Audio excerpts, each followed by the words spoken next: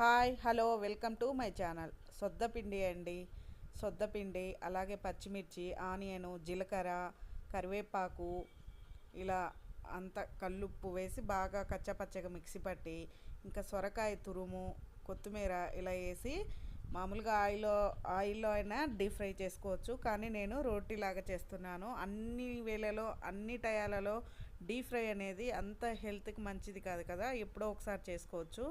కానీ మేము ఇలా ఇంకా కర్రీ కూడా లేకుండా ఆల్రెడీ కారము, ఉప్పు అన్నీ, జీలకర్ర అన్నీ వేసాం కాబట్టి స్పైసెస్ ఇంకా కర్రీతో పని ఏం లేదండి. చూసారా, ఇలా పెన్నం పైన రొట్టెలాగా కాల్చుకోవటమే. కొంచెం ఆయిల్, మనం చపాతీకి ఎలా అయితే ఆయిల్ వేస్తామో అలా వేసాను.